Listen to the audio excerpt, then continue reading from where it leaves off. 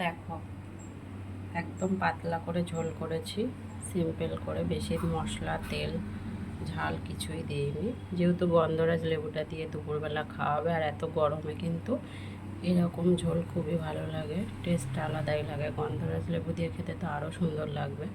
তো বন্ধুরা, তোমরাও বাড়িতে বানিয়ে খেও এরমভাবে এই গরমে, আর সবাই সুস্থ থেকো।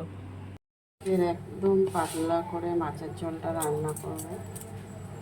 দেখো, জিরে বাটা, জিরে আদা বাটা দিয়ে একদম পাতলা করে ঝোল হবে। বাজার থেকে মাছ নিয়ে এসছে, আর মাছটা হচ্ছে একদম দেশি। গন্ধরাজ লেবুও সাথে নিয়ে এসছে, গন্ধরাজ লেবু দিয়ে খাওয়া হবে। আর আমি মাছের ঝোলটা ঝিঙে আর আলু দিয়ে পাতলা করে ঝোল করবো।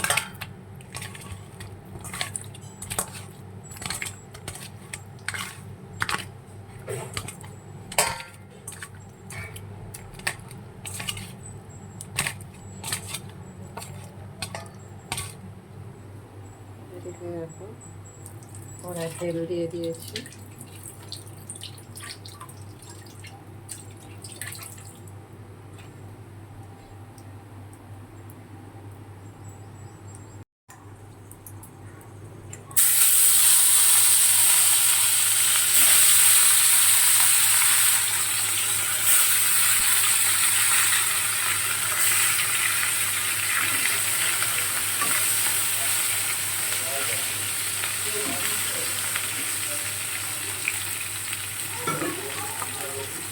দেখো, মাছটা আমার ভাজা হয়ে গেছে। মাছটা কিন্তু আমি খুব ভালো করে ভেজেছি, কিন্তু কড়া করে ভাজিনি। মাছটা যখন ভাজতে দিয়েছি তখন গ্যাসটা একটু কম করে ভাজছি। ফুল ফ্লেমে গ্যাস দিয়ে লোটে দিয়ে গ্যাস রেখে মাছটা ভেজেছি। ভাজা হয়েছে কিন্তু কড়া হয়নি।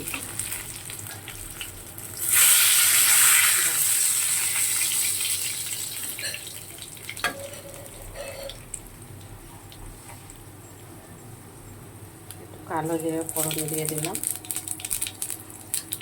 আর দেখো, ঝিঙে আলু কেটে নিয়েছি লম্বা লম্বা করে, এটা দিয়ে দিচ্ছি।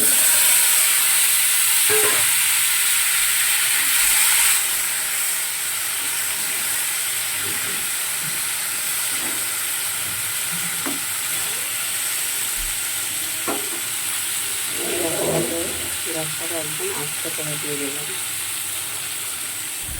দিলাম সবজিটা যাতে তাড়াতাড়ি সেদ্ধ হয়ে যায়। দেখো, সবজিটা আমার প্রায় ভাজা হয়ে গিয়েছে।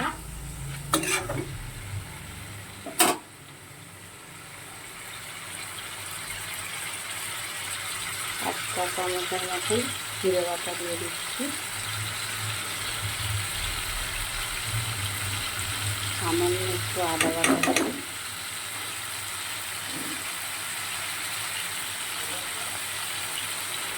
পরিমাণ মতন লবণ দিলাম।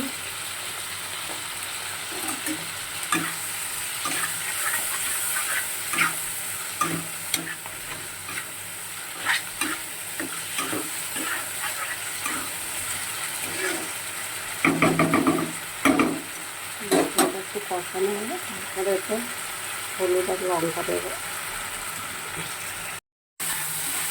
দেখো, মশলাটা কষানো হয়ে গেছে, আর আমার সমস্ত সবজি সিদ্ধ হয়ে গেছে খুব ভালো করে।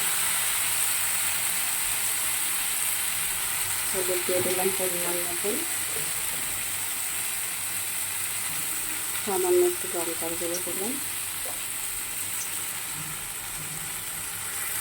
ওখানে জল দিয়ে দিলাম।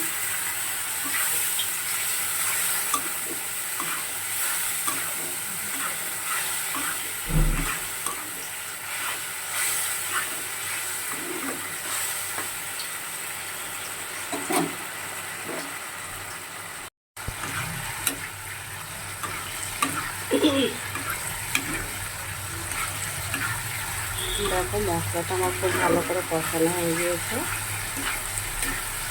সবজিগুলো সব গলে গিয়েছে, যেহেতু ভালো করে সিদ্ধ হয়ে গিয়েছে।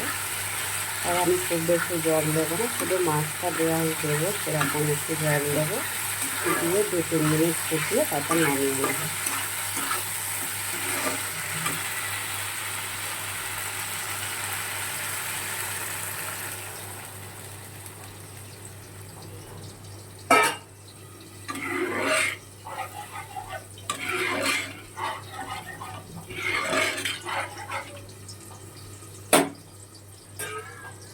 ভালো করে ফুটবে, তারপর মাছটা দিয়ে 2-3 মিনিট ফুটে নামিয়ে নেব।